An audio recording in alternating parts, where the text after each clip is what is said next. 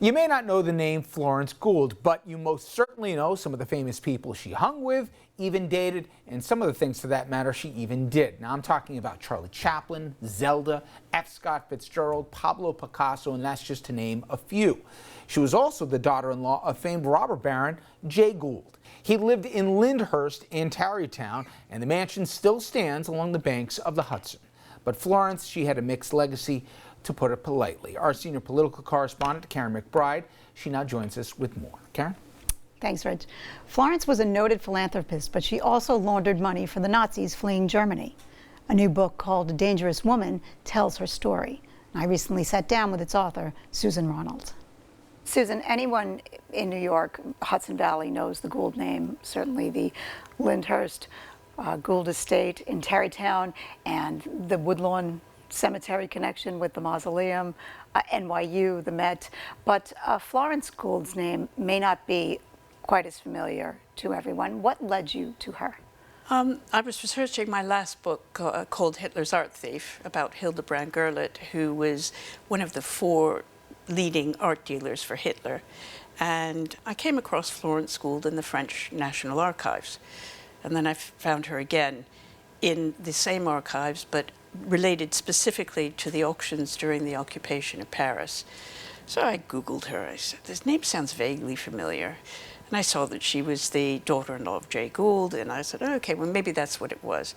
But because I'd lived in Westchester and my kids went to the French-American school here, it suddenly dawned on me, oh, I know, it's that lady who died in 1985.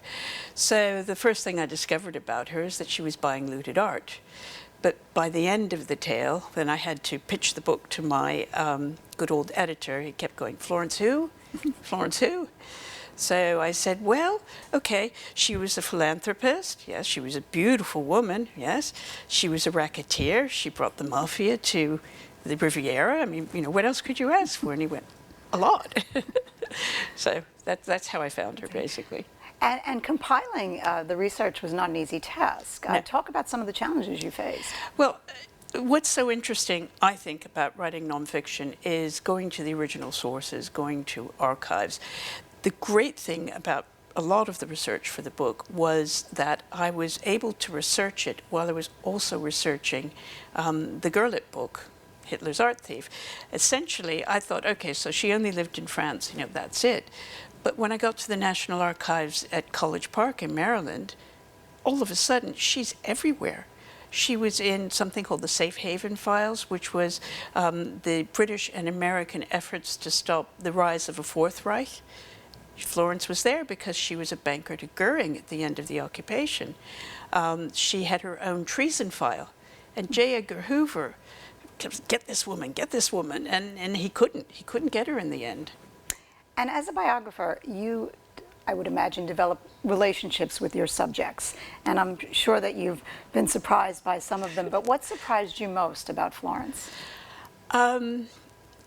Believe it or not, and this sounds a very strange thing, she always wanted to be an opera singer and never was an opera singer.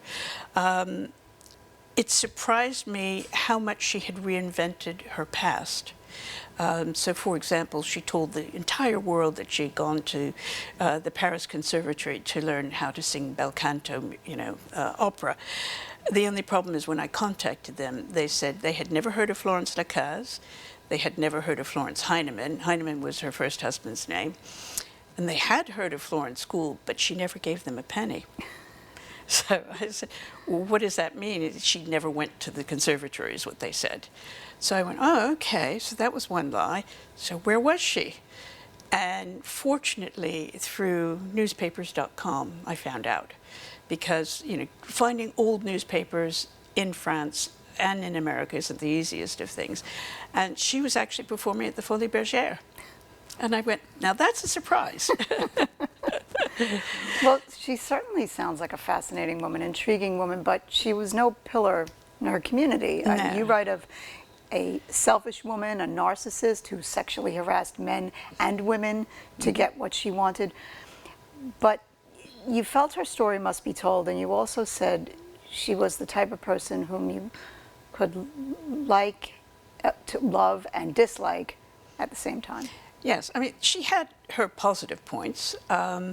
during the occupation, she did manage to feed a lot of her friends in her controversial salon. Once a week, they got a good meal, because there was no such thing as rationing for Florence. So not only did they get their good meal, but they were given doggy bags to take home.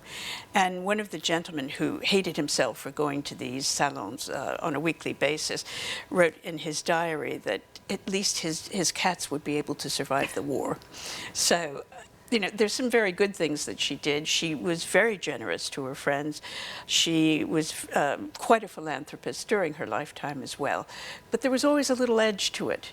So, for example, her giving to medical charities were basically to try and discover new cures for things like syphilis, which I think Frank probably had, so and passed on to her, perhaps, I don't know.